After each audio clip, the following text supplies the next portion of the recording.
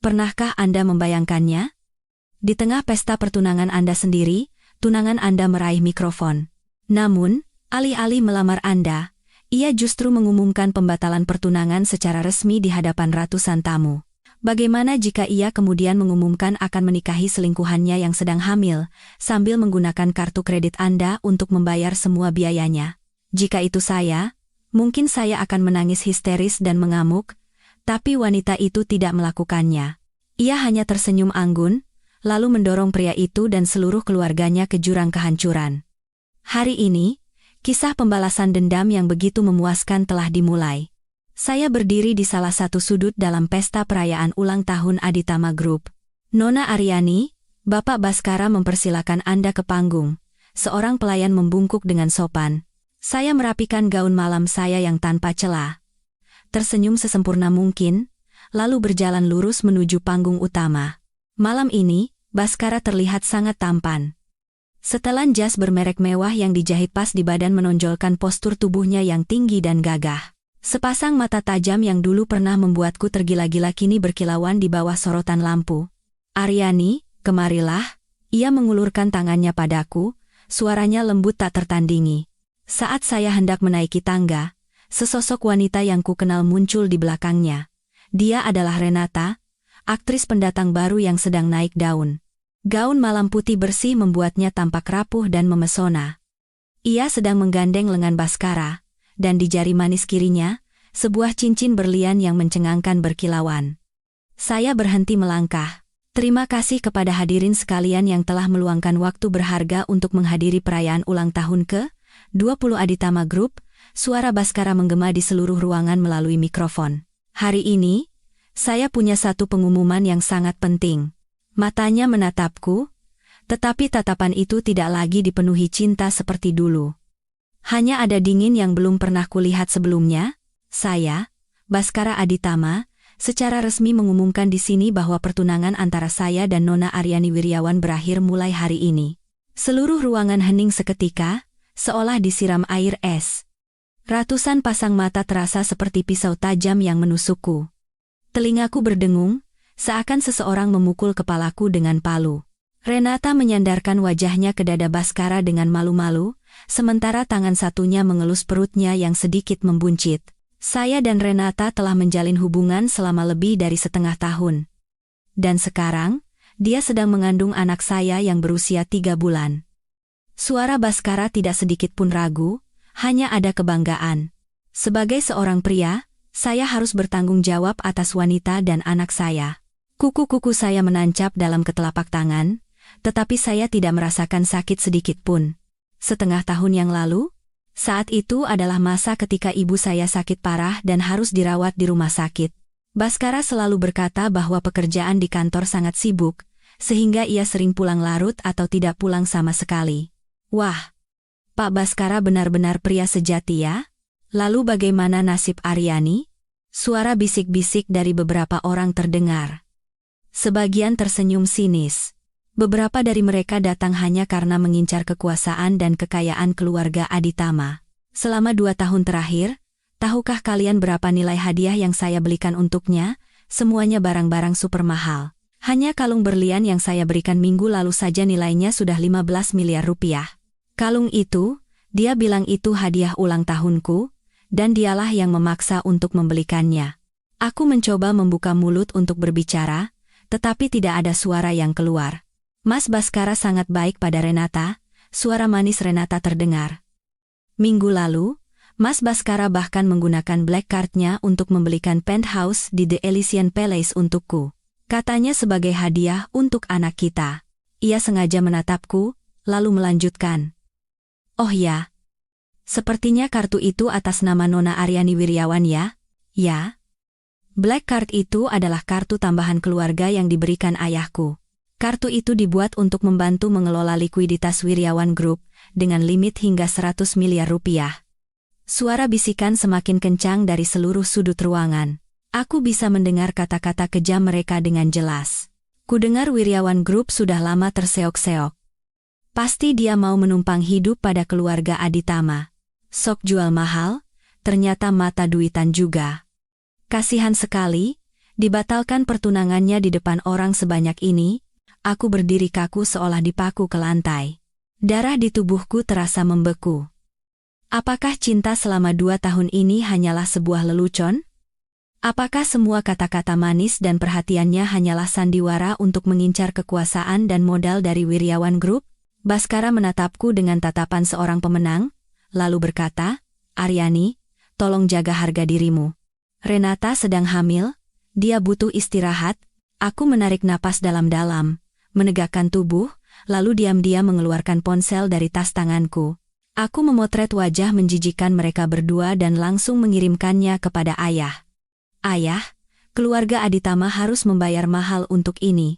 "Bapak Baskara," suaraku terdengar begitu tenang hingga aneh. "Semoga berbahagia." Begitu aku berbalik, aku mendengar jeritan pura-pura Renata. Ya ampun, kenapa wanita itu tidak merasa apa-apa? Apa jangan-jangan dia sudah punya pria lain? Aku tidak menoleh ke belakang. Aku melangkah, selangkah demi selangkah, menuju pintu keluar. Setiap langkah terasa seperti menginjak bilah pisau. Tapi aku tidak boleh jatuh. Aku tidak boleh hancur di sini. Suara Ponga Baskara mengejarku dari belakang. "Hadirin sekalian, bulan depan saya dan Renata akan melangsungkan pernikahan. Kami mengundang Anda semua untuk hadir." Saat keluar dari hotel, angin malam yang dingin menyejukkan pipiku yang panas. Pak Somad, sopirku, bergegas menghampiri. "Nona, silakan masuk mobil." Begitu masuk ke dalam mobil, air mataku mengalir tanpa suara. Tapi ini bukan air mata kesedihan. Ini adalah api dendam. "Baskara, jika kau pikir Aryani ini hanya kelinci kecil yang naif, kau salah besar. Karena kau baru saja membuat kesalahan terbesar dalam hidupmu." Aku menyeka air mataku dan menelepon ayah. "Ayah, blokir black card itu sekarang juga. Sudah ayah urus." "Ingat, Aryani, putri keluarga Wiryawan tidak akan pernah membiarkan siapapun menginjak-injaknya." Suara ayah dari seberang telepon terdengar sedingin es. Aku menatap lampu-lampu neon yang berlalu cepat di luar jendela mobil, sambil tersenyum dingin. "Baskara, permainan baru saja dimulai." Sedan mewah itu meluncur meninggalkan hotel dalam keheningan. Cahaya malam Jakarta tampak kabur di luar jendela. Aku bersandar di jok kulit yang empuk, menatap layar ponsel yang dingin dengan hampa. Pak Somad melirikku beberapa kali melalui kaca spion dengan cemas, sebelum akhirnya bertanya, "Nona baik-baik saja?" Aku hanya menggeleng, tak mampu berkata-kata. Tenggorokanku tercekat. Jika aku bicara sekarang, emosi yang tertahan pasti akan meledak. Tiba-tiba, ponselku bergetar. Di layar hanya tertera kata ayah. Aku menarik napas dalam-dalam, dan menerima panggilan itu. "Aryani." Suara ayahku tetap tenang seperti biasa, tapi di balik ketenangan itu, aku bisa merasakan amarah yang membara. "Ayah sudah lihat fotonya. Apa yang ingin kau lakukan?" Kukuku semakin dalam menancap di telapak tangan. "Aku akan membuat keluarga Aditama membayarnya." "Ayah?" "Bagus," jawab ayah tanpa ragu. "Putri keluarga Wiryawan tidak akan pernah diremehkan. Ayah sudah memblokir kartu itu, dan semua dana investasi di Aditama Group sedang dalam proses penarikan. Lakukan apapun yang kau mau." Aku memejamkan mata. Bayangan wajah bahagia Baskara dan Renata, tatapan sinis dan kasihan dari semua orang di pesta, melintas di benakku. Aku akan membuat mereka berlutut memohon di hadapanku. Suaraku terdengar begitu dingin, bahkan aku sendiri terkejut. "Akan terjadi seperti yang kau inginkan." Ayah terdiam sejenak sebelum berkata dengan suara yang lebih lembut, "Pulanglah, Nak. Ayah menunggumu di ruang kerja." Setelah menutup telepon, aku membuka media sosial. Seperti yang kuduga, drama di pesta perayaan Aditama Group telah menjadi topik terpanas nomor 1. Tagar, Baskara putus tunangan, Renata hamil, kasihan Aryani menjadi trending. Ketika aku membukanya, berita dari wartawan yang hadir di lokasi mengalir secara real time.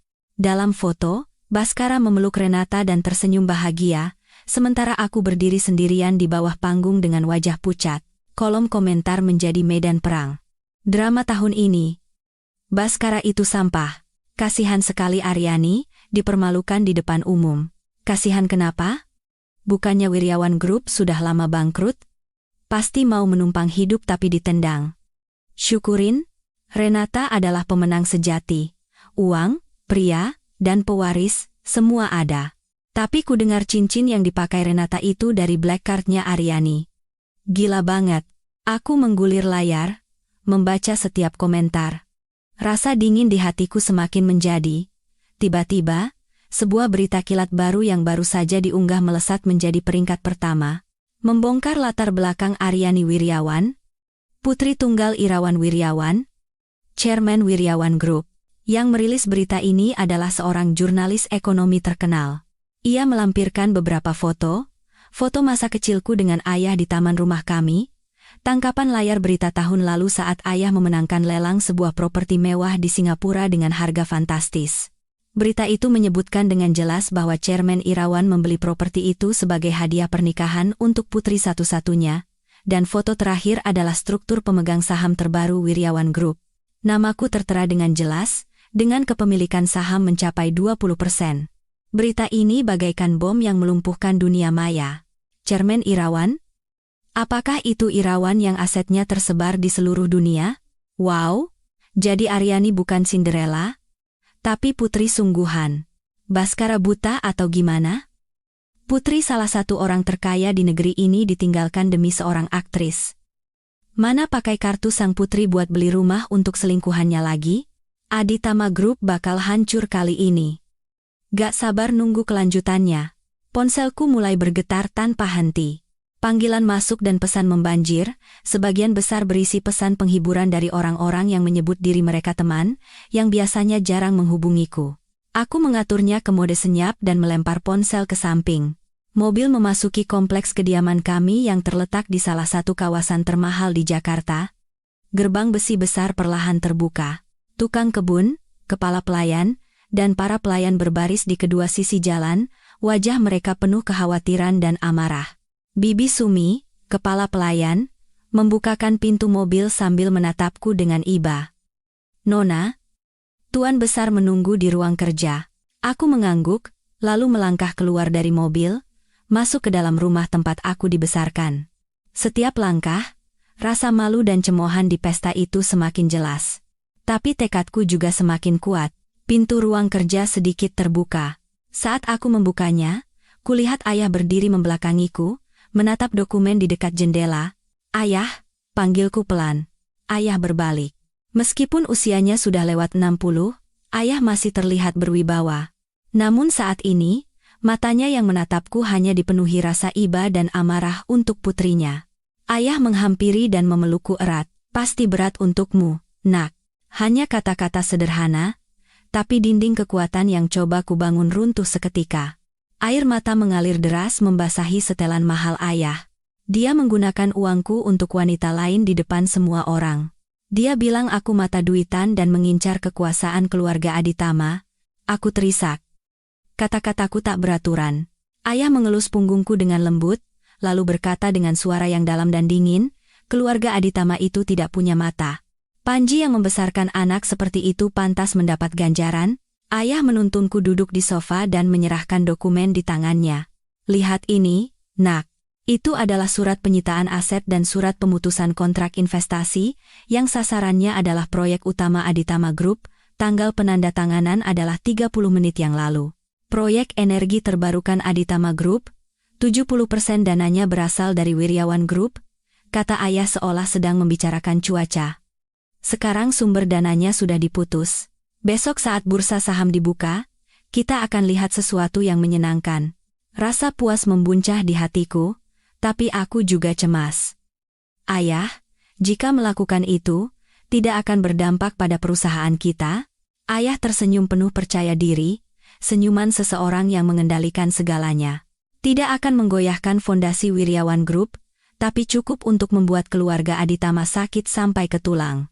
Dan ini baru permulaan. Tiba-tiba, Bibi Sumi mengetuk pintu.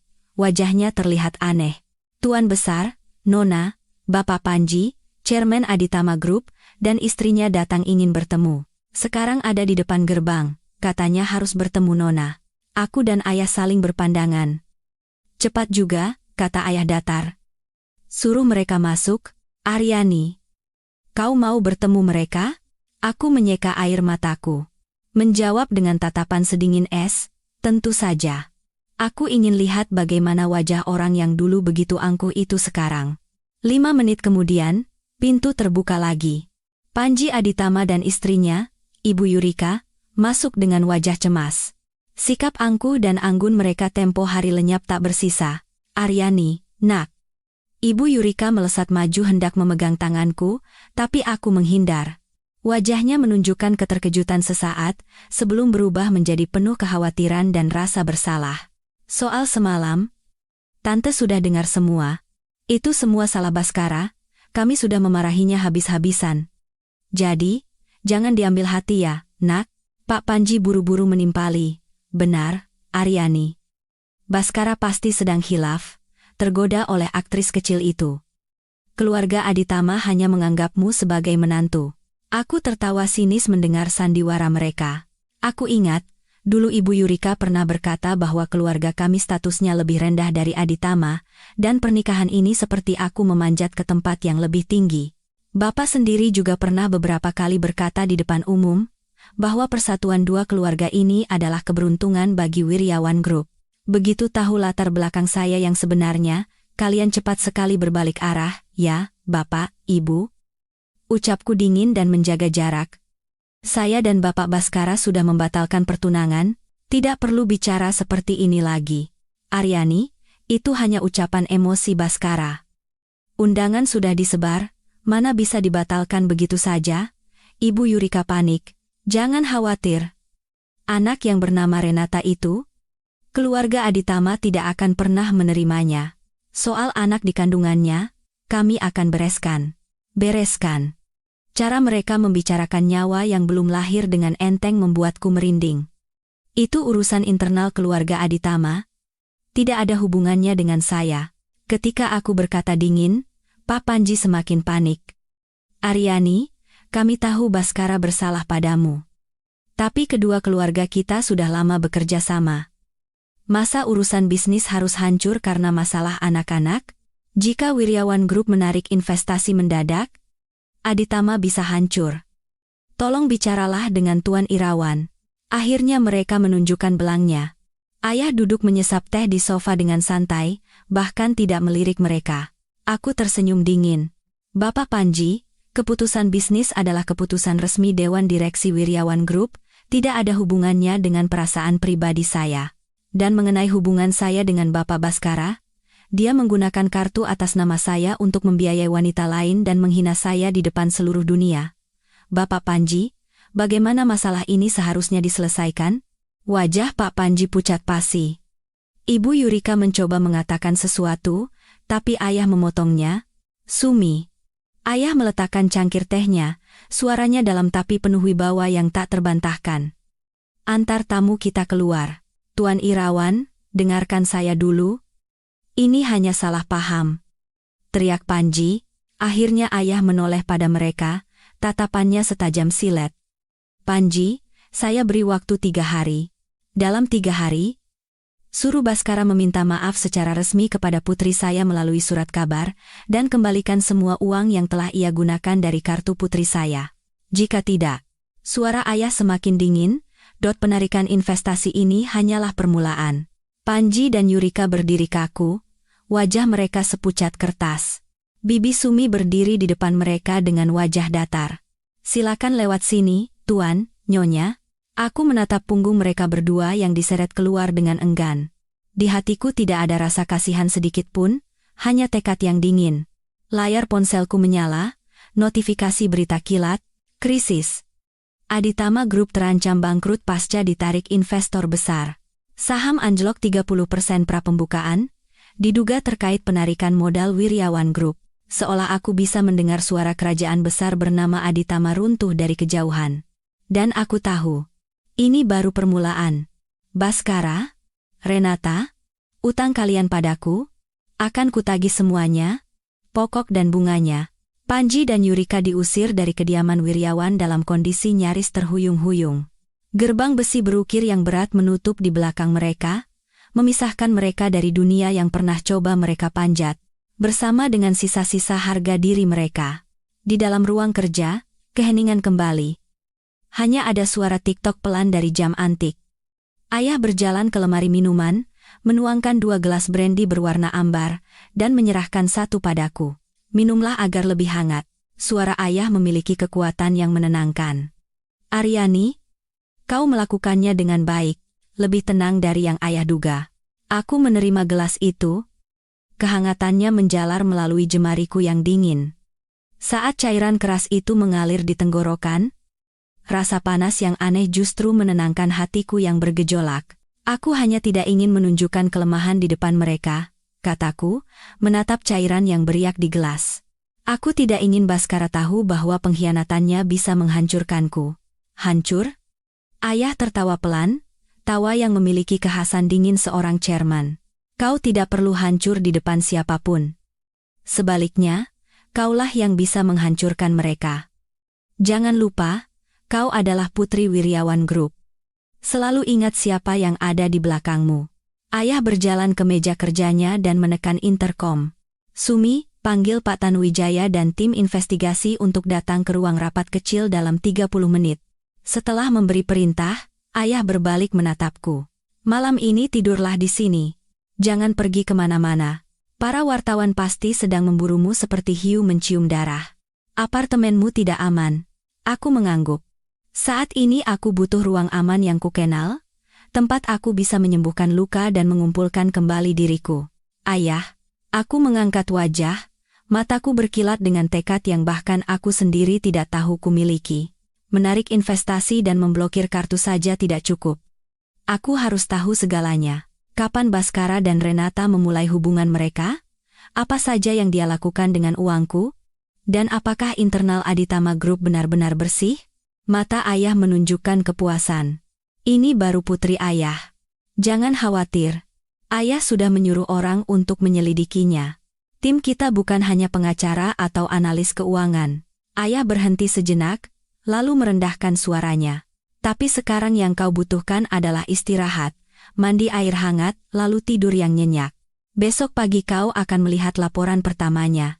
Sikap ayah yang tegas dan percaya diri membuat hatiku tenang sepenuhnya. Aku kembali ke kamarku di kediaman Wiryawan, bukan di apartemen yang nyaris menjadi rumah pernikahan kami. Semua perabotan dan dekorasi masih sama seperti sebelum aku pindah, seolah 2 tahun terakhir tidak pernah terjadi. Aku melepaskan gaun malamku dan berendam di bak mandi yang telah ditetesi minyak esensial. Air hangat memeluk tubuhku yang dingin, tapi bayangan kejadian buruk di pesta kembali seperti mimpi buruk. Tatapan dingin Baskara, ucapan sombong Renata, dan tatapan kasihan serta cemoohan orang-orang, jantungku berdebar kencang lagi, rasa sakit yang menyesakkan menyelimuti tubuhku. Aku menarik napas dalam-dalam, lalu menenggelamkan diri sepenuhnya di bawah air. Hingga udara di paru-paruku habis, barulah aku muncul ke permukaan, terengah-engah. Tidak boleh lemah seperti ini lagi. Yang kubutuhkan sekarang bukan kesedihan, tapi kemarahan. Setelah mandi, aku mengenakan jubah mandi yang lembut dan duduk di depan meja rias. Di ponsel, ada ratusan pesan belum dibaca dan puluhan panggilan tak terjawab. Selain beberapa teman dekat yang benar-benar khawatir, sisanya hanyalah penghiburan palsu dan pertanyaan penuh rasa ingin tahu. Aku hanya menjawab teman-temanku yang tulus dengan singkat, "Aku baik-baik saja, jangan khawatir. Terima kasih." Lalu mematikan semua notifikasi media sosial. Dunia menjadi sunyi, tapi aku tahu badai di dunia maya baru saja dimulai. Saat membuka aplikasi berita ekonomi, tajuk utama dipenuhi berita penarikan investasi Wiryawan Group dan anjloknya saham Aditama Group. Wiryawan Group tarik modal mendadak, saham Aditama Group anjlok 32%, sentuh rekor terendah. Analis, penarikan modal Wiryawan dapat picu krisis likuiditas Aditama. Retak hubungan dua keluarga kongsi, akhir dari aliansi bisnis. Foto yang menyertai berita adalah gambar Baskara yang sedang berpidato dengan bangga pada peletakan batu pertama proyek energi terbarukan tahun lalu. Kolom komentar dipenuhi kemarahan warganet.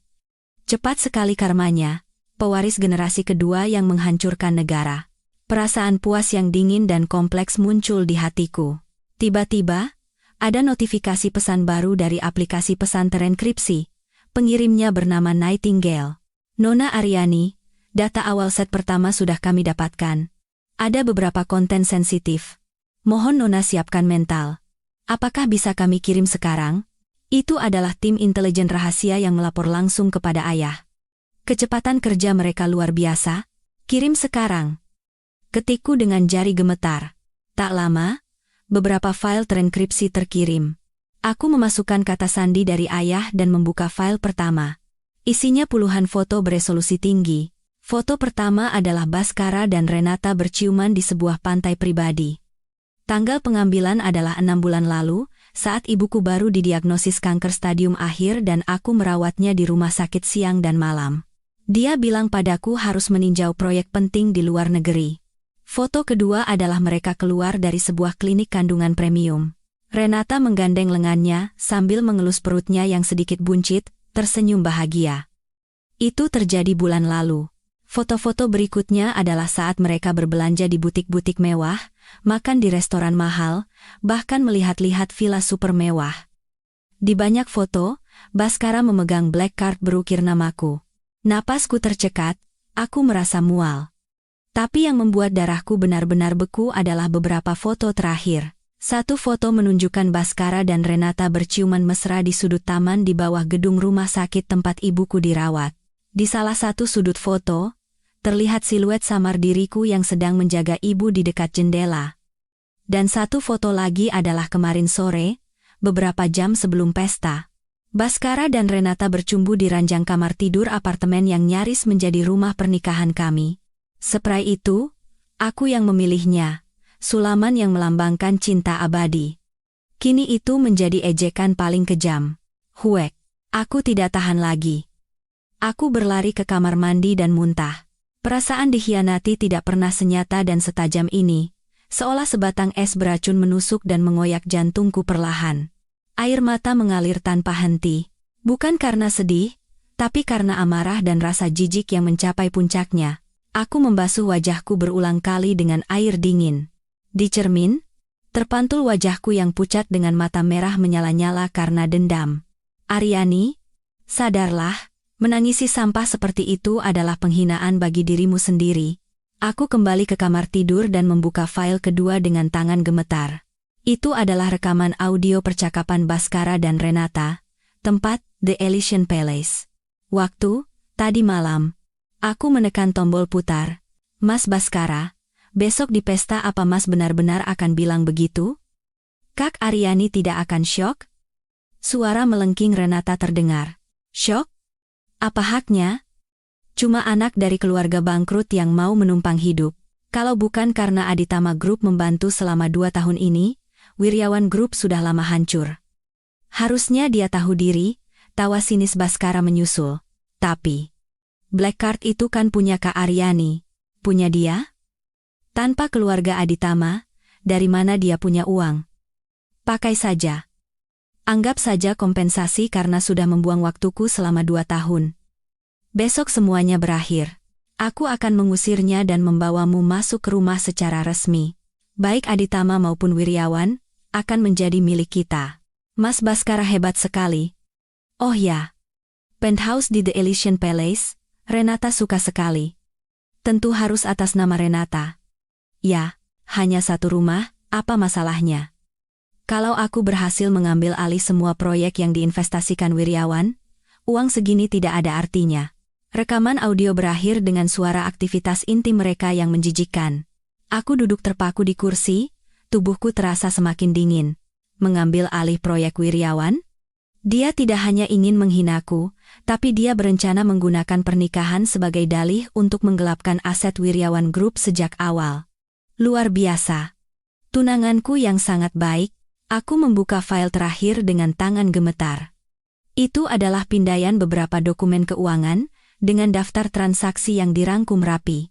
Rincian semua transaksi yang dilakukan Bhaskara menggunakan kartuku selama setengah tahun terakhir.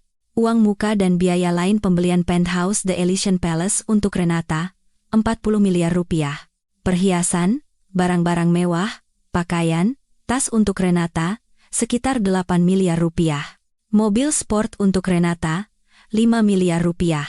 Hotel mewah, restoran, perjalanan luar negeri, sekitar 2 miliar rupiah. Total sekitar 55 miliar rupiah. Dan di kolom keterangan, tertulis, hadiah, biaya representasi, bahkan pembelian material proyek. Tidak hanya itu, laporan analisis tim intelijen juga menyebutkan bahwa Baskara kemungkinan menggunakan jabatannya untuk mendirikan beberapa perusahaan fiktif untuk menggelapkan dana Aditama Group dan dana investasi dari Wirjawan Group untuk kepentingan pribadi. Jumlahnya tak terbayangkan. Sebagian uang itu mungkin digunakan untuk menutupi lubang akibat penggunaan black cardku yang boros. Manusia serakah, tidak tahu malu, dan jahat. Aku bangkit dan berjalan mondar-mandir di kamar. Amarah yang luar biasa hampir meledak dari dadaku. Aku harus melakukan sesuatu sekarang. Aku mengambil ponsel dan langsung menelepon Baskara. Setelah beberapa saat, dia menjawab. Suara musik yang hingar-bingar terdengar bersama dengan suara Baskara yang kesal dan mabuk. Aryani, ada apa malam-malam begini? Atau kau menyesal dan mau memohon untuk kembali? Bayangan dirinya menggandeng Renata dan tersenyum pongah muncul di kepalaku. Aku menarik napas dalam dan berbicara dengan suara yang sangat tenang. Bapak Baskara, apa penthouse di The Elysian Palace nyaman? Di seberang sana hening sejenak. Sepertinya dia sedang mencari tempat yang lebih sepi. Apa maksudmu? Suaranya terdengar waspada. Maksudku? Menggunakan kartuku untuk membiayai wanita lain? Pasti rasanya hebat sekali ya? Aku tertawa sinis. Lebih dari 50 miliar. Bapak Baskara ini seleranya tinggi juga. Kau yang memberikannya padaku. Itu kompensasi untuk waktuku selama 2 tahun. Bentak Baskara. Kompensasi? Sebentar lagi kau akan tahu siapa yang harus memberi kompensasi pada siapa? Oh, dan aku ingatkan sesuatu ya. Uang proyek yang kau gelapkan dan laporan keuangan yang kau palsukan itu. Kau pikir tidak ada yang tahu? Hanya terdengar napas yang terengah-engah dari seberang sana. Kakau, bicara apa kau ini? Suaranya jelas bergetar. Gila atau tidak, sebentar lagi kau akan tahu. Oh. Sampaikan salamku untuk Nona Renata ya. Hasil Photoshopnya untuk tes kehamilan itu bagus juga. Sayang. Palsu tetaplah palsu. Aryani. Beraninya kau menyelidikiku. Aku tidak memberinya kesempatan untuk berteriak lebih lanjut dan langsung menutup telepon. Setelah itu, aku mengambil tangkapan layar bagian penting dari rekaman suara dan rincian transaksi kartu, lalu mengirimkannya ke Pusat Pengaduan Fraud Otoritas Jasa Keuangan, OJK, sebagai pelapor anonim. Setelah semuanya selesai, seluruh energiku seakan terkuras habis. Aku terduduk di karpet berbulu. Di luar jendela, fajar mulai menyingsing, hari baru telah dimulai, tapi mimpi buruk keluarga Aditama baru saja akan dimulai. Aku mengambil ponsel dan membuka media sosial Renata. Ada unggahan baru 10 menit yang lalu. Sebuah selfie di depan cermin, sengaja memamerkan cincin berlian dan perutnya yang sedikit buncit. Terima kasih untuk segalanya. Menantikan kehidupan baru yang akan datang. Masa depan akan penuh dengan hal-hal baik. Kolom komentar dipenuhi ucapan selamat dari penggemar dan warganet. Aku menyimpan foto itu diam-diam. Renata, Baskara, masa depan indah yang kalian impikan. Mungkin tidak akan sama seperti yang kalian bayangkan. Sinar matahari pagi yang cerah menembus celah gorden tebal, menciptakan seberkas cahaya panjang di lantai. Aku hampir tidak tidur semalaman, tapi anehnya merasa sangat waspada. Kemarahan adalah tonik terbaik, ia menyapu bersih semua kelelahan dan kesedihan, menyisakan hanya pikiran yang dingin dan fokus pada balas dendam. Saat aku turun, ayah sudah duduk di meja makan, membaca koran bisnis. Sudah bangun? Ayah meletakkan korannya dan menatapku. Kondisimu terlihat lebih baik dari yang ayah kira. Berapapun yang kuterima, harus kukembalikan setimpal, ayah. Baru kondisiku akan membaik, kataku sambil menarik kursi. Pelayan menuangkan susu hangat dan menyajikan sarapan. Sifatmu persis seperti ibumu waktu muda, ayah tersenyum, lalu menggeser tablet ke depanku. Lihat ini, sebagai hidangan pembuka, di layar, sedang berlangsung siaran langsung berita ekonomi pagi. Latar belakangnya adalah gedung kantor pusat Aditama Group. Pintu masuknya dipenuhi wartawan yang mengerumuni dan menembakkan kilatan blitz tanpa henti. Penyiar berita melaporkan dengan cepat, setelah sahamnya anjlok parah di bursa Amerika tadi malam, hari ini saham Aditama Group di pasar domestik kembali anjlok 45% hingga memicu circuit breaker. Hingga saat ini, pihak Aditama Group belum memberikan pernyataan resmi, namun kekhawatiran di pasar telah mencapai puncaknya. Ada kabar bahwa pihak OJK telah memulai investigasi internal terkait manajemen keuangan Aditama Group. Gambar beralih ke wajah Panji yang sedang dikerumuni wartawan. Dikelilingi pengawal, ia berusaha menerobos kerumunan menuju mobilnya dengan susah payah. Wibawanya yang dulu lenyap tak bersisa. Pak Panji, apakah benar Wiryawan Group menarik investasi? Apakah investigasi OJK terkait penggelapan dana? Di mana Pak Baskara sekarang? Panji hanya diam dan menyelinap masuk ke mobil dengan tergesa-gesa. Puas? Tanya ayah sambil mengoleskan selai pada rotinya dengan santai. Belum cukup, kataku sambil memotong telur di piringku. Ini baru permulaan. Tiba-tiba, Bibi Sumi datang.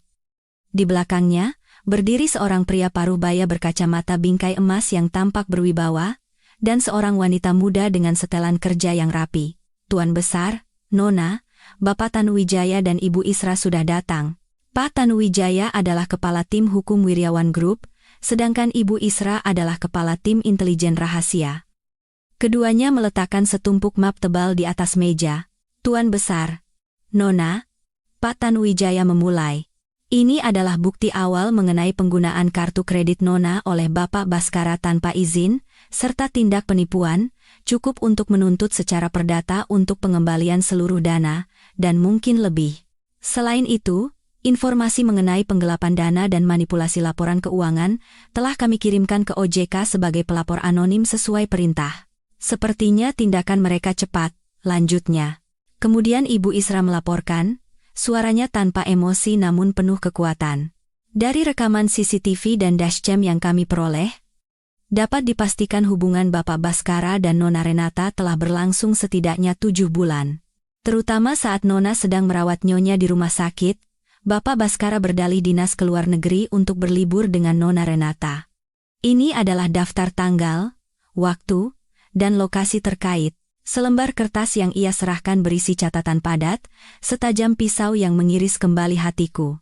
Aku menerimanya dengan wajah datar, jari-jariku memutih karena menahannya terlalu keras. Satu hal lagi, Ibu Isra melirik ayah sejenak. Setelah mendapat izin, ia melanjutkan, dini hari tadi, Bapak Baskara melakukan panggilan darurat kepada beberapa pemegang saham Aditama Group untuk menggalang dana, tapi tidak berhasil. Ia juga mencoba menghubungi Nona Renata berkali-kali, tapi tidak diangkat. Tidak bisa dihubungi? Aku mengangkat alis. Nona Renata langsung dirawat di sebuah rumah sakit swasta setelah pesta semalam. Alasannya adalah untuk istirahat karena kehamilan muda. Ibu Isra menyerahkan foto lain. Tetapi sebenarnya, diduga ia ke sana untuk persiapan aborsi darurat. Dalam foto itu, Renata mengenakan kacamata hitam dan topi, bergegas masuk ke sebuah rumah sakit swasta mewah yang terkenal dengan bedah plastik dan kandungan. Aku langsung mengerti segalanya. Kehamilan palsu, atau ia berniat menggugurkannya. Terus pantau, perintah ayah datar. Jika perlu, bantu Nona Renata kita mendapatkan sedikit perhatian publik. Baik, Tuan Besar. Aryani, apa rencanamu hari ini? Ayah menatapku. Mau di rumah saja atau? Aku meletakkan garpu dan pisau, lalu menyeka bibirku. Sore ini aku ada janji untuk menata rambut dan rias wajah. Semua orang ayah, Pak Tanuwijaya, dan Ibu Isra menatapku dengan heran. Sore ini, aku tersenyum dingin, ada pesta amal yang diadakan oleh Prakarsa Group, kan? Wiryawan Group juga diundang. Prakarsa Group adalah salah satu dari 3 konglomerat raksasa di Indonesia, bersama dengan Wiryawan dan Aditama. Terutama belakangan ini, pertumbuhannya sangat pesat. Chairman Prakarsa Group saat ini adalah Krishna, seorang CEO muda yang baru kembali dari luar negeri beberapa tahun lalu dan langsung mengambil alih kendali perusahaan dengan tegas. Dia juga teman masa kecilku. Mata ayah menunjukkan kepuasan. Ide bagus. Tunjukkan pada semua orang bahwa Putri Wiryawan Group tidak mudah jatuh. Kemudian ayah beralih ke Pak Tanuwijaya. Siapkan mobil dan pengawal tingkat tertinggi untuk Nona, yang paling mewah. Baik. Tuan, pukul 5 sore, Aku duduk di ruang rias pribadi Wiryawan Group. Para ahli terbaik bergerak di sekelilingku. Ketika semuanya selesai dan aku berdiri di depan cermin, aku terdiam sejenak. Gaun malam Valentino merah menyala menonjolkan kulit putihku. Eyeliner yang tajam dan bibir merah menyala menciptakan aura yang tak tersentuh. Di leherku, bukan lagi kalung pemberian Baskara, melainkan kalung berlian yang dimenangkan ayah dari lelang Christie's tahun lalu sebagai hadiah untukku, berkilauan cemerlang. "Nona cantik sekali. Bintang utama malam ini pasti Nona," puji penata rias dengan tulus. Aku tersenyum tipis. Tentu saja harus begitu. Saat mobil berhenti di depan pintu masuk hotel, di luar sudah penuh dengan kilatan blitz. Wartawan pasti sudah mendengar aku akan datang. Aku melangkah anggun dengan sepatu hak tinggi 10 cm dari Jimmy Choo. Di tengah udara malam yang dingin, kilatan blitz menyambar bersamaan dengan serbuan pertanyaan. "Nona Aryani, bisa berkomentar tentang perselingkuhan Bapak Baskara? Apakah penarikan investasi Wiryawan Group berarti pemutusan total dengan Aditama Group? Anda berpakaian begitu indah hari ini. Ada alasan khusus?" Aku tetap tersenyum dan berjalan di atas karpet merah tanpa menjawab.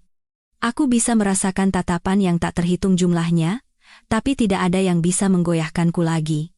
Saat memasuki ballroom, semua mata tertuju padaku lagi.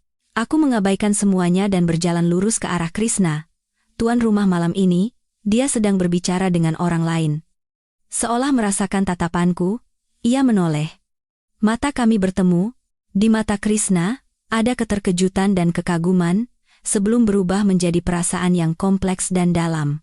Ia menghentikan percakapannya dan berjalan ke arahku. "Aryani." Suara pria yang lebih dalam dan dewasa dari dalam ingatanku. "Kak Krishna?" Aku tersenyum anggun dan mengulurkan tangan. "Selamat untuk acara amalnya." Ia menjabat tanganku, lembut tapi kokoh. Matanya masih tertuju pada wajahku, penuh kekhawatiran dan simpati. "Terima kasih sudah datang." "Kamu tidak apa-apa?" Dia pasti tahu apa yang terjadi semalam. Tidak apa-apa. Aku baik-baik saja." Senyumku sempurna tanpa celah. Sesuatu berkilat di mata Krishna yang dalam. Ia tidak bertanya lebih lanjut, tapi merangkul pinggangku dengan lembut dan membawaku ke tengah ruangan. "Ayo kita minum sesuatu." Tindakannya adalah pesan kuat bagi semua orang. Di belakang Aryani dari Wiryawan Group, ada Prakarsa Group. Pemandangan kami berjalan berdampingan menarik perhatian wartawan dan semua orang. Ya ampun. Aryani dan Krishna dekat sejak kapan? Wah, ini jadi makin seru. Aditama benar-benar tamat. Nah, ini baru pasangan yang serasi. Di tengah bisik-bisik, aku melihat tatapan goyah dari orang-orang yang dulu dekat dengan keluarga Aditama. Tiba-tiba, seseorang berjalan terhuyung-huyung ke arahku. Ibu Yurika. Rambutnya acak-acakan, riasannya luntur, kehilangan semua auranya sebagai seorang nyonya besar. "Aryani. Nak, jangan lakukan ini." Baskara sudah mengaku salah, dia bilang dia hanya kilaf tergoda setan itu. "Tolong, bicaralah dengan Tuan Irawan, selamatkan keluarga Aditama, kalau begini terus, kita semua bisa bangkrut." Jeritannya menarik perhatian semua orang. Aku menyentakkan tanganku dengan dingin. Krishna melangkah maju untuk melindungiku. "Ibu, ini tempat umum. Mohon jaga sikap Anda. Nasib Aditama Group adalah tanggung jawab keluarga Aditama sendiri, tidak ada hubungannya dengan Aryani." "Bagaimana tidak ada hubungannya? Ini semua karena dia." "Karena saya apa?" Potongku, lalu mengeraskan suara agar semua orang mendengar. "Karena putra Anda menggunakan uang saya untuk membiayai wanita lain? Karena dia berselingkuh saat ibu saya sakit? Atau karena sekarang dia sedang diselidiki atas tuduhan penggelapan dana perusahaan dalam jumlah besar? Apakah semua itu saya yang menyuruhnya?" Setiap kata-kataku membuat wajah Ibu Yurika semakin pucat. Orang-orang di sekitar terkejut, dia tidak bisa menjawab, hanya berdiri gemetar dan hampir jatuh. "Sepertinya ibu sedang tidak sehat," kata Krishna dingin. "Siapa saja, tolong bawa ibu ini ke ruang istirahat." Petugas bergegas datang dan membawanya keluar. Keributan ini membawa suasana pesta malam ini ke puncaknya. Aku tersenyum meminta maaf pada Krishna. "Maaf, Kak Krishna, sudah membuat keributan." "Tidak apa-apa." Ia menatapku dengan dalam, lalu berbisik pelan, hanya cukup untuk kami berdua. Kerja bagus. Kau lebih kuat dari yang kukira. Suaranya tulus penuh kekaguman dan sedikit simpati. Saat aku ke toilet, aku mendengar dua wanita berbisik dari bilik sebelah. Gila ya? Kemarin dipermalukan habis-habisan, hari ini sudah didukung Prakarsa Group. Iya. Baskara itu benar-benar buta. Tapi Aryani juga bukan orang biasa. Lihat saja. Santai seperti tidak terjadi apa-apa. Lihat ini. Renata jadi trending nomor 1. Aku menghentikan tanganku yang sedang memoles lipstik. Kudengar wanita di luar membuka video di ponselnya. Breaking news. Aktris Renata ketahuan hamil palsu, demi gaet pewaris kongsi. Foto terbaru perut kempes, tak wajar untuk orang hamil 3 bulan. Kini mengurung diri di RS swasta. Aku memasukkan lipstik ke tasku dengan wajah datar dan berjalan keluar. Saat kembali ke ballroom, suasananya semakin aneh. Banyak orang menatap ponsel mereka dan berbisik. Krishna datang membawa segelas sampanye. Sudah lihat? Cepat juga ya penanganannya. Ini ulah ayahmu, Kak? Apa itu penting? Aku menyesap sampanye dan tersenyum dingin. Kebenaran adalah kebenaran. Suatu hari pasti akan terungkap. Menjelang akhir acara, Krishna naik ke panggung untuk berpidato.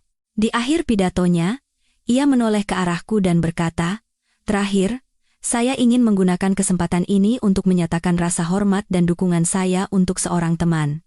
Saya mengagumi kemampuan dan kekuatannya. Dan saya akan mendukung jalannya dalam mencari keadilan dan kebenaran. Mulai sekarang, Prakarsa Group akan bekerja sama dengan perusahaan yang jujur dan bertanggung jawab secara sosial, seperti dirinya." Matanya lurus menatapku. Sejak saat itu, di kalangan sosialita, tidak ada lagi yang memandangku sebagai wanita malang yang dicampakkan. Aku adalah Aryani, pewaris Wiryawan Group, dan orang yang didukung secara terbuka oleh Chairman Prakarsa Group. Setelah acara selesai, Krishna mengantarku ke mobil. Selanjutnya mau apa? Mengambil kembali milikku, dan membuat orang yang bersalah membayarnya. Kalau butuh bantuan, katakan saja, terima kasih. Saat mobil melaju, aku bersandar di jok. Rasa lelah menyerbu, tapi di dalam hati ada api yang membara. Ponselku bergetar. Pesan dari nomor tak dikenal. "Aryani, ini Baskara. Kita bisa bicara? Tolong." Aku menatap pesan itu, berpikir sejenak, lalu mengetik balasan singkat. "Bisa. Tapi waktu dan tempat, aku yang tentukan." Lalu aku langsung memblokir nomornya. "Baskara, permainan baru saja dimulai. Dan percakapan kita tidak akan seperti yang kau bayangkan." Setelah mengirim pesan itu, aku melempar ponsel ke jok di sebelahku seolah baru saja menyentuh sesuatu yang kotor. Mobil melaju dalam keheningan menuju kediaman Wiryawan. Lampu-lampu neon di luar jendela melukiskan siluet dingin ibu kota. "Langsung pulang, Nona?" tanya pengawal di kursi depan. Aku memejamkan mata dan memijat pelipisku. Ketegangan dari pesta dan ketenangan yang kupaksakan kini berubah menjadi kelelahan, tapi kepalaku anehnya terasa jernih. Tatapan dalam Krishna, jeritan Ibu Yurika, dan bisik-bisik tentang kehamilan palsu Renata terus berputar di kepala. Semuanya seperti jaring laba-laba yang rumit, dan di baliknya mungkin ada rahasia yang tak terduga. Tiba-tiba, ponselku bergetar lagi. Pesan dari ayah. "Sudah pulang?" Datang ke ruang kerjaku. Aku menarik napas dalam, dan berkata kepada pengawal, "Ke kantor pusat perusahaan." Ayah masih di kantor selarut ini, berarti ada sesuatu yang sangat penting terjadi. 30 menit kemudian, aku melangkah masuk ke ruang kerja chairman di lantai teratas gedung Wiryawan Group, tempat di mana seluruh pemandangan malam kota terlihat. Ayah berdiri membelakangiku di dekat jendela, memegang selembar dokumen tua. Ayah berbalik. Di wajahnya ada ekspresi serius dan tak percaya yang belum pernah kulihat sebelumnya. "Sudah datang. Malam ini kau melakukannya dengan baik." Ayah menuntunku duduk di sofa dan meletakkan dokumen itu di depanku. "Lihat ini, Nak." "Apa ini, Ayah?" Aku mengambil dokumen itu dengan penasaran. Itu adalah hasil pemeriksaan kesehatan yang sudah usang, dikeluarkan oleh sebuah rumah sakit swasta terkenal, tertanggal 28 tahun yang lalu. Nama pasien, Panji Aditama. Di kolom pemeriksaan tertulis jelas, evaluasi kesuburan. Jantungku serasa jatuh. Aku membaca dokumen itu dengan cepat. Di kolom kesimpulan, tertulis dengan istilah medis yang dingin, motilitas sperma sangat rendah, tingkat kehamilan alami kurang dari 0,1%. Diagnosis, infertilitas. Ini. Aku terkejut hingga tak bisa berkata-kata, hanya menatap ayah, Pak Panji mandul, lalu Baskara. Bagaimana bisa? Saat itu, perebutan kekuasaan di internal keluarga Aditama sangat sengit. Panji baru saja naik jabatan, posisinya belum stabil. Tidak punya pewaris adalah kelemahan fatal. Hasil tes ini adalah rahasia terbesarnya saat itu. Tatapan ayah menajam, sebuah hipotesis yang luar biasa tetapi sangat mungkin muncul di kepalaku. Jadi, Baskara bukan putra kandung Pak Panji, dia anak yang diadopsi Ibu Yurika dari suatu tempat. Suara datar ayah bagaikan ledakan besar. Mereka mengklaim dia lahir prematur dan lemah, jadi harus dirawat di luar negeri, dan baru dibawa pulang saat berusia 8 tahun. Semuanya dilakukan secara rahasia. Orang yang tahu soal ini hampir tidak ada. Yang dulu tahu sudah dibungkam atau dikirim ke tempat lain oleh Panji. Aku duduk terpaku, mencoba mencerna kebenaran yang mengejutkan ini.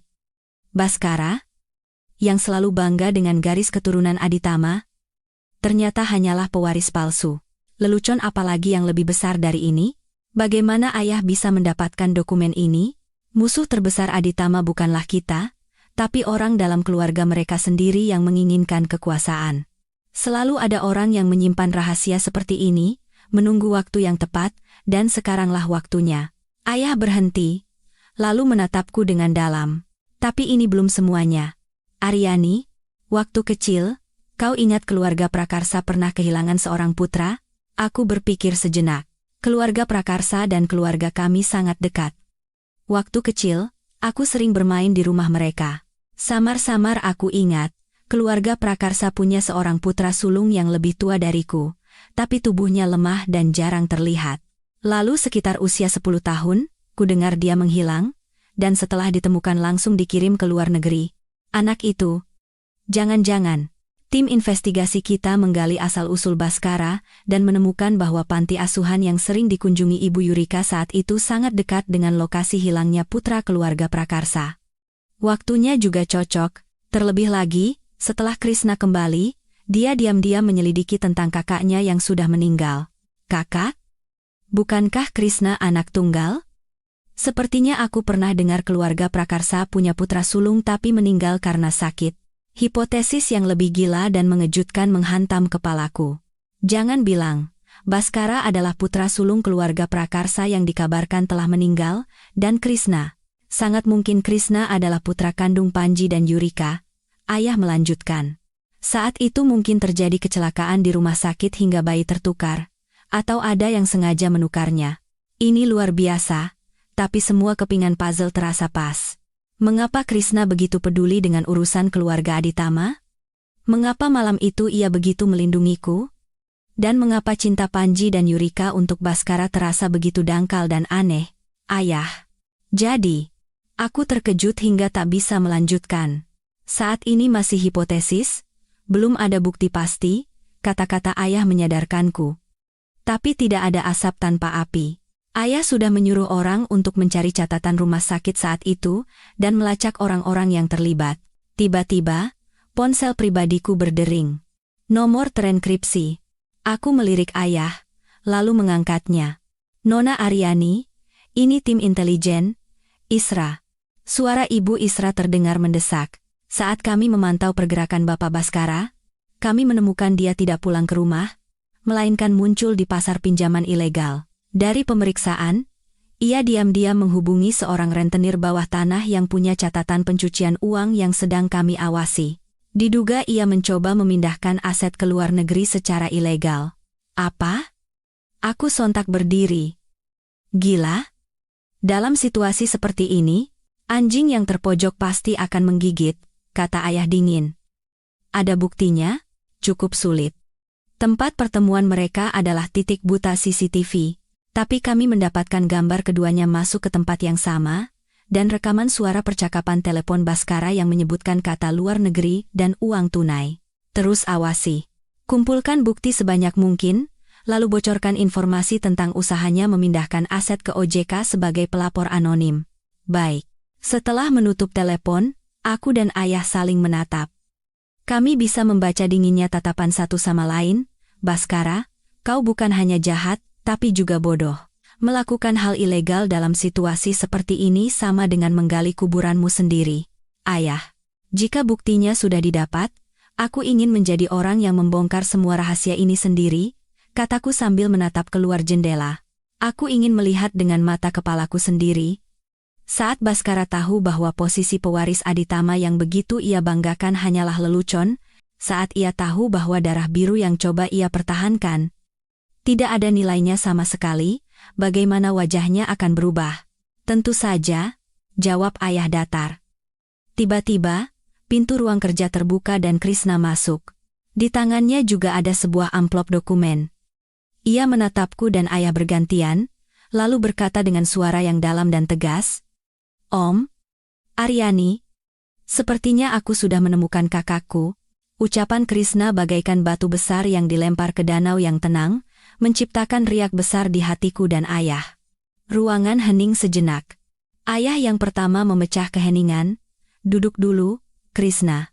Krishna duduk di sofa di sebelahku, menatapku dengan tatapan yang rumit. Ada kekhawatiran, rasa bersalah, dan perasaan lain yang sulit ditebak. Ia meletakkan amplop tebal di atas meja. "Kak Krishna, tadi kau bilang menemukan kakakmu?" Suaraku bergetar. Aku sudah menyelidiki ini selama bertahun-tahun. Aku tidak pernah percaya kakakku benar-benar meninggal. Krishna mengeluarkan sebuah foto lama dari amplop.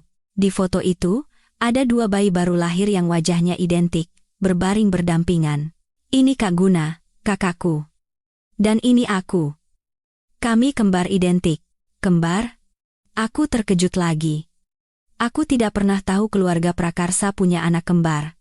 Waktu kecil, Kak Guna lebih lemah dariku. Setelah sakit radang paru-paru parah, keluarga mengirimnya ke sebuah rumah sakit rehabilitasi swasta yang diinvestasikan oleh keluarga Aditama. Tapi tak lama, kami diberitahu bahwa dia meninggal, dan jenazahnya langsung dikremasi. Aku bahkan tidak melihat wajahnya untuk terakhir kali. Ia mengeluarkan beberapa lembar dokumen lagi. Ini salinan hasil tes DNA dari rumah sakit saat itu yang baru kutemukan. Sampel A adalah gigi susu kakakku yang kusimpan. Dan sampel B.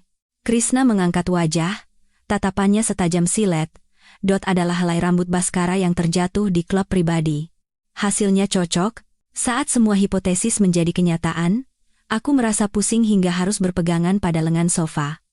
Baskara adalah putra sulung keluarga prakarsa yang telah meninggal, dan ia benar-benar kakak kandung Krishna. Dan Krishna adalah putra kandung Panji dan Yurika. Lalu apa rencanamu? Akhirnya ayah bertanya. Krishna memejamkan mata sejenak, lalu membukanya dengan tatapan penuh tekad dingin. "Aku akan mengambil kembali kehidupan kakakku, dan kehidupanku. Utang yang dimiliki keluarga Aditama pada keluarga prakarsa dan kakakku, akan kutagih semuanya." Ia menatapku dan berkata, "Aryani, tujuan kita sama." Saat itulah aku mengerti mengapa ia begitu melindungiku. Kami berdua adalah korban yang hidupnya dihancurkan oleh tipu daya keluarga Aditama. Apa yang bisa kubantu? 3 hari lagi akan ada rapat umum pemegang saham luar biasa Aditama Group, di sanalah semuanya akan ditentukan. Selama 3 hari terakhir, Aditama Group berada dalam kondisi sekarat, sahamnya anjlok setiap hari, dan saat investigasi OJK dimulai secara resmi, Panji terpojok dari segala arah. Baskara, yang ditambah dengan tuduhan pencucian uang, benar-benar kehilangan akal. Ia terus mengirim pesan ancaman dan permohonan padaku, yang semuanya kusimpan sebagai bukti. Renata, diboikot dari dunia hiburan karena skandal kehamilan palsu dan penggelapan pajak, dan tibalah pagi hari Rups. Aku mengenakan setelan Armani yang sederhana namun paling kuat. Tunjukkan pada mereka siapa Putri Wiryawan.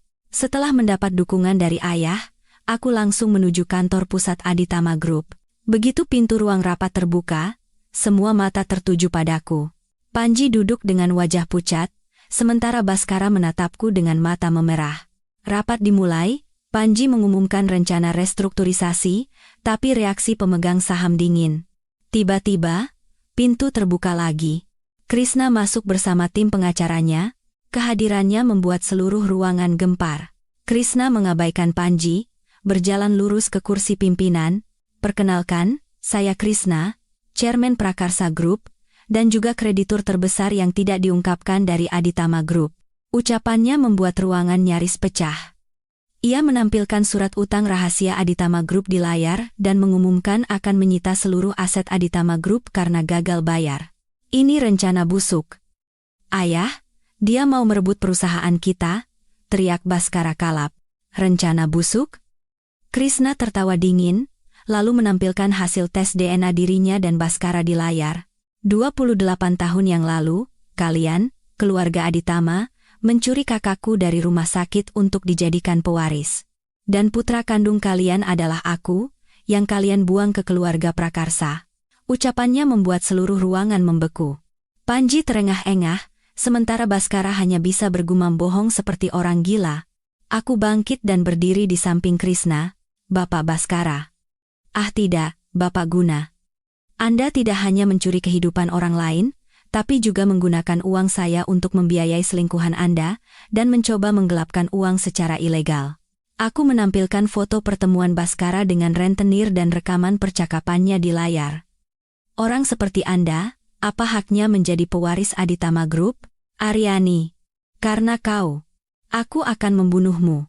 Baskara menerjang ke arahku, tapi langsung ditahan oleh pengawal dan ditekan ke lantai. Krishna menatap sosok yang terbaring di lantai dengan pandangan menghina, lalu mengumumkan di depan para pemegang saham, sebagai kreditur terbesar Aditama Group, dan sebagai putra kandung Bapak Panji dan Ibu Yurika, saya memberhentikan Panji dan Baskara dari semua posisi saat ini juga, dan saya akan mengambil alih Aditama Group untuk merestrukturisasinya, atau membiarkannya bangkrut dan hilang dari sejarah di sini. Tidak ada pilihan lain. Pemegang saham secara aklamasi menyetujui usulan Krishna.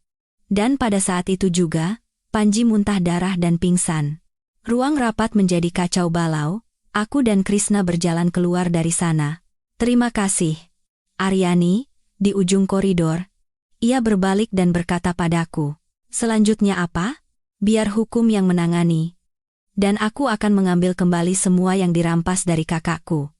Namanya. Dan hidupnya. Suaranya dipenuhi kesedihan, dendam, dan tekad yang terpendam selama 28 tahun. Peristiwa mengejutkan di Rups Aditama Group mengguncang seluruh negeri. Setiap tajuk berita dan surat kabar dipenuhi kisah rahasia keluarga konglomerat yang seperti drama sinetron dan runtuhnya sebuah kerajaan. Panji terserang stroke dan terbaring di ranjang rumah sakit menunggu persidangan. Ibu Yurika mengakui semua tuduhan dan menjalani terapi kejiwaan. Pria yang dulu dipanggil Baskara, Guna, divonis hukuman penjara yang lama atas berbagai kejahatan. Kabarnya, ia masih tidak mau menerima kebenaran tentang asal-usulnya hingga kondisi mentalnya hancur total. Renata juga menerima ganjarannya atas penipuan dan penggelapan pajak. 3 tahun berlalu. Krishna berhasil merestrukturisasi Aditama Group yang hancur menjadi anak perusahaan penting di bawah Prakarsa Group. Aku meneruskan jabatan dari ayah, memimpin Wiryawan Group, dan bersama Krishna, kami menciptakan sejarah baru di dunia ekonomi Indonesia. Kami menjadi mitra bisnis dan sandaran terkuat bagi satu sama lain. Dan hari ini, di ballroom hotel tempat kejadian buruk 3 tahun lalu terjadi, sebuah pesta perayaan kesuksesan forum bisnis Prakarsa Group diadakan. Aku menggandeng lengan Krishna, memasuki ballroom di tengah ucapan selamat dan sorak-sorai. Ketika pesta mencapai puncaknya, Krishna naik ke panggung. Setelah selesai berpidato, ia berjalan lurus ke arahku dan berlutut dengan satu kaki. Di tangannya ada sebuah cincin berlian biru yang berkilau seperti bintang di langit malam. Aryani. 3 tahun yang lalu, di sini, kau mengalami mimpi buruk. Hari ini, di sini, aku ingin memberimu sebuah awal yang baru. Kita telah melihat masa tersulit satu sama lain, dan kita bersama di hari kita menjadi yang terkuat. Aryani, menikahlah denganku. Aku ingin menghabiskan sisa hidupku untuk melindungimu dan mencintaimu. Pengakuan cintanya yang tulus membuatku menitikkan air mata. Aku mengangguk. Ya, aku juga. Seketika, Seluruh ruangan dipenuhi tepuk tangan dan sorak-sorai meriah. Krishna memasangkan cincin di jariku dan memelukku erat. Dalam pelukannya, aku tak sengaja melihat layar TV di sudut ruangan. Sebuah berita kilat internasional. Seorang pria tua Asia sedang menerima penghargaan atas karya amalnya. Namanya James Lee. Dia adalah teman lama ibuku yang mendedikasikan hidupnya untuk kebaikan. Ibu, apa ibu lihat? Putri yang ibu khawatirkan sekarang sangat bahagia. Jadi, di surga, semoga ibu tenang, ya? Krishna menggenggam tanganku, dan kami menghadap para tamu bersama. Di luar jendela, cahaya malam ibu kota bersinar seperti gugusan bintang. Aku tahu saat itu juga. Era Aryani dan Krishna baru saja benar-benar dimulai.